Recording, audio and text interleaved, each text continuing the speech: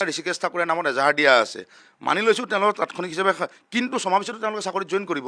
Join কৰি যদি আকৌ কোনোবা এটা সন্তান মোৰ নিচিনা যদি হ'ব লগা হয়, এই ক্ষেত্ৰত আৰু এটা ভাল দৃঢ় পদক্ষেপ লওক, তাৰে আশা কামনা কৰিছোঁ। যিটো অৱস্থা হৈছে আজি, যাতে বেলেগৰ নহয়, সেই কথাটোৱে ক'ব বিচাৰিছোঁ।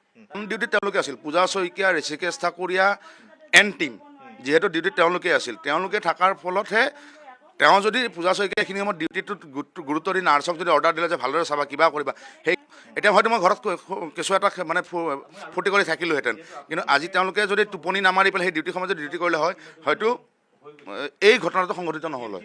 সেইকাৰণে পূজা শইকীয়া, ঋষিকেশ ঠাকুৰীয়াৰ নামতে এজাহাৰত উল্লেখ কৰি দিছোঁ। আৰু মই এজাহাৰ উল্লেখ কৰিছোঁ তেওঁলোকক হত্যাকাৰী বুলি উল্লেখ কৰিছোঁ, কাৰণ হত্যাকাৰী বুলি এইটো কাৰণেই কৈছোঁ যে তেওঁলোকৰ আকনীয়া মনোভাৱৰ কাৰণে আজি মোৰ সন্তানটো বা মই এটি নিসন্তান হ'লোঁ। যিটো প্ৰেক্টিছ কৰে তেওঁলোকৰ এইখন লাইচেঞ্চ বুলি কয় আৰু অনুমতি পত্ৰ, মানে সেইখনৰ ক্ষেত্ৰতো কিবা ব্যৱস্থা লওঁ, কাৰণ কিয় আজি মোৰ ক্ষেত্ৰত কৰিছে, কাইলৈ যে বেলেগৰ ক্ষেত্ৰত নহ'ব তাৰ কোনো গেৰেণ্টি নাই। হয়, মই ভাল পাইছোঁ যে 7গৰাকী নিলম্বন কৰিছে আৰু যাতে অলপ শাস্তি পায়, মই সেইটোৱে বিচাৰোঁ। মোৰ সন্তানটো, হেৰুৱা সন্তানটো আৰু ঘূৰাই নাপাওঁ। মই 9 মাহ 10 দিন গৰ্ভত ৰাখি মই সন্তান জন্ম দি মোৰ মাতৃ হৈ মই আজি সন্তান হেৰুৱাই মই কেনেকুৱা দুখত মই হৈছোঁ, মই নিজে ক'ব নোৱাৰোঁ।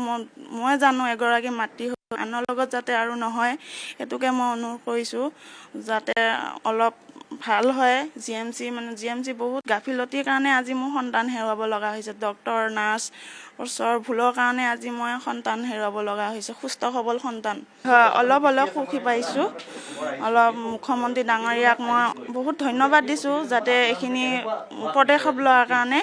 সেইটো এতিয়া মুখ্যমন্ত্ৰী ডাঙৰীয়াক মই অনুৰোধ জনাইছোঁ আৰু যাতে ভালকৈ তদন্ত কৰি আৰু মানে শাস্তি পায়, যাতে দোষী শাস্তি পায়, উচিত শাস্তি পায়। মোৰ সন্তানটো যাতে ন্যায় পাওঁ, মই সেইটোকে মই বিচাৰোঁ।